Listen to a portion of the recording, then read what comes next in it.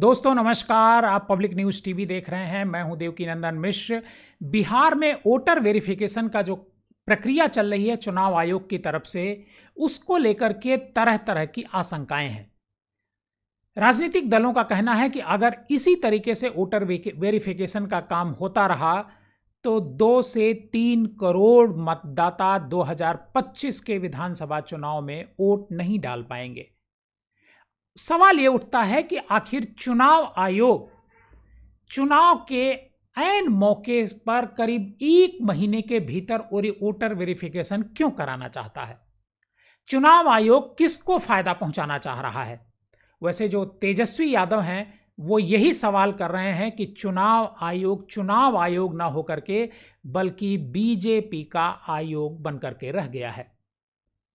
अब सवाल ये उठता है कि क्या वाकई में 2 से 3 करोड़ वोटर वोट डालने से वंचित रह जाएंगे, क्योंकि उनके पास जो डिमांड की जा रही है उनके वोटर होने के लिए, उनके जो जन्म प्रमाण पत्र मांगे जा रहे हैं, बहुत सारे लोगों के पास है ही नहीं।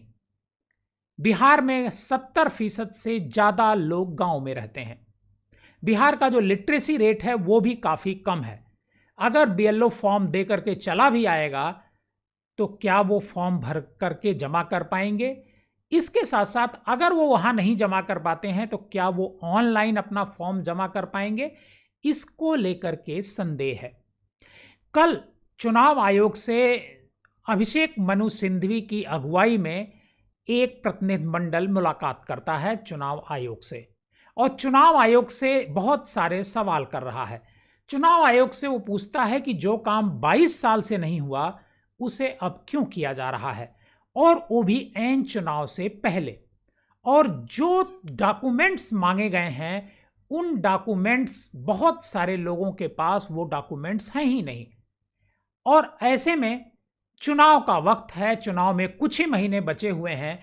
अगर वो डॉक्यूमेंट नहीं उपलब्ध करा पाते हैं तो उनका वोट कैसे डाला जाएगा।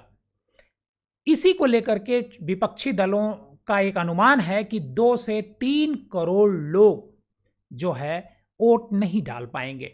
कांग्रेस ने सवाल उठाया कि क्या 2003 में वोटर लिस्ट के अंतिम रिवीजन के बाद से कराए गए सभी चुनाव गलत थे। ये सवाल पूछा है चुनाव आयोग से। इसी तरह तेजस्वी यादव कहते हैं कि ऐसा लगता है कि चुनाव आयोग बीजेपी का आयोग बन गया है। आपको बताएं कि ये जो वोटर वेरिफिकेशन का काम हो रहा है, इसको लेकर के सिर्फ विपक्षी दल ही नहीं, मतलब राष्ट्रीय जनता दल, कांग्रेस और जो दल हैं वही नहीं, जो बीजेपी के सहयोगी दल हैं जेडीयू और लोक जनशक्ति पार्टी, वो भी चिंता में है। लेकिन चूंकि वो बीजेपी के साथ खड़े हैं, उनके साथ गठबंधन में सरकार चला रहे हैं, इस वजह से वो कुछ बोल नहीं पा रहे हैं। बीजेपी, जेडीयू, लोक जनशक्ति, ये सारे जो इन पार्टियों के लीडर हैं वो बातचीत में ये बता रहे हैं कि ये सबके लिए बड़ा घातक होगा। इससे सिर्फ राजद और कांग्रेस का नुकसान नहीं होगा, इससे बीजेपी को भी नुकसान हो सकता है, क्योंकि ये जो काम है, वेरिफिकेशन का जो काम है, इसके लिए मात्र 1 महीने का वक्त दिया गया है। मतलब ये वेरिफिकेशन 25 जून से शुरू होकर के 25 जुलाई तक पूरा किया जाना है, और इतने कम समय में एक पूरे राज्य का वोटर वेरिफिकेशन करना ये इतना आसान नहीं है। आपको बता दें कि लोक जनशक्ति पार्टी के एक नेता हैं, वो कहते हैं कि इस वोटर को कोई सरकारी फायदा चूंकि नहीं मिलता है, इस वजह से बिहार के मतदाता इसके लिए अपने से कोई कोशिश नहीं करेंगे और राजनीतिक दलों को इसमें लगना पड़ेगा। राजनीतिक दलों के पास बहुत कम समय है, इस वजह से राजनीतिक दल अपने वोटर का नाम उसमें शामिल नहीं करा पाएंगे। आपको बता दें कि आखिर चुनाव आयोग का ये निर्देश क्या है। चुनाव आयोग 25 जून से जो अभियान चला रहा है वोटर वेरिफिकेशन का, इसके लिए एक गणना फॉर्म जो है आयोग की तरफ से दिया जाएगा, पब्लिक को दिया जा रहा है। और 1987 के बाद जन्मे और 1 जनवरी 2003 के बाद मतदाता सूची में जो शामिल लोगों को बर्थ सर्टिफिकेट, पासपोर्ट या किसी एजुकेशनल सर्टिफिकेट के जरिए अपनी नागरिकता का प्रमाण देना होगा। दिलचस्प ये है कि जो आधार कार्ड हर जगह मान्य है, वह आधार कार्ड और वोटर आईडी कार्ड इस अभियान में वेरिफिकेशन के लिए मान्य नहीं है। आपको उससे नागरिकता साबित नहीं होती है। चुनाव आयोग ने मतदाता सूची में नाम दर्ज करने के लिए जन्म तिथि, जन्म स्थान का प्रमाण पत्र देने के लिए 1987 की कटाफ तिथि निर्धारित की है।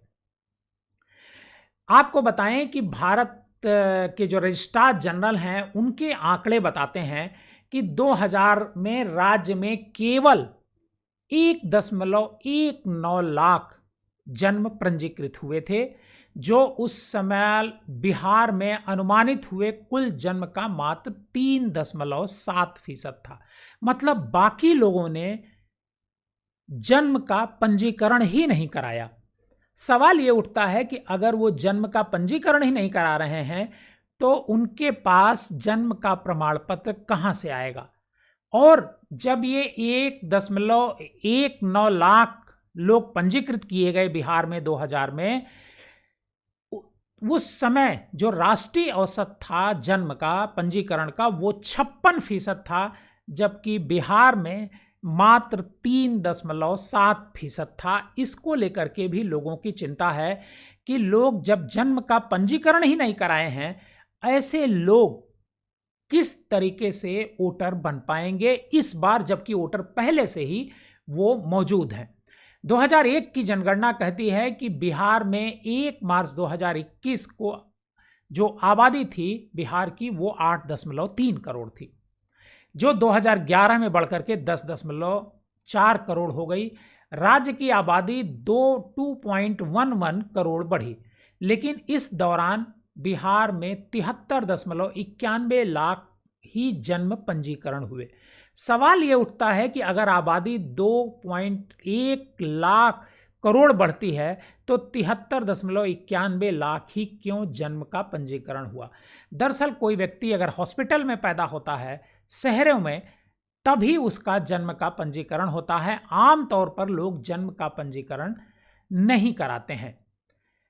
चुनाव को लेकर के इस जो मतदाता जो पुनरीक्षण का काम चल रहा है, वेरिफिकेशन का काम चल रहा है, इसको लेकर के तेजस्वी यादव सबसे परेशान है। वो कह रहे हैं कि उनकी मीडिया खबर नहीं छाप रहा है और वो खुद एक तरीके से रिपोर्टर बन करके लोगों के बीच बैठ करके कई नेताओं से वो खुद संवाद कर रहे हैं और बताने की कोशिश कर रहे हैं कि किस तरीके से मीडिया उनकी बात को प्रकाशित नहीं कर रहा है।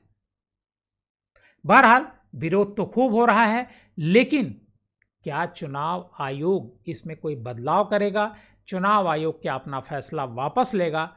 ये देखने वाली बात होगी। अगर आप हमारे इस चैनल पर नए हैं तो हमारे इस चैनल को सब्सक्राइब कीजिए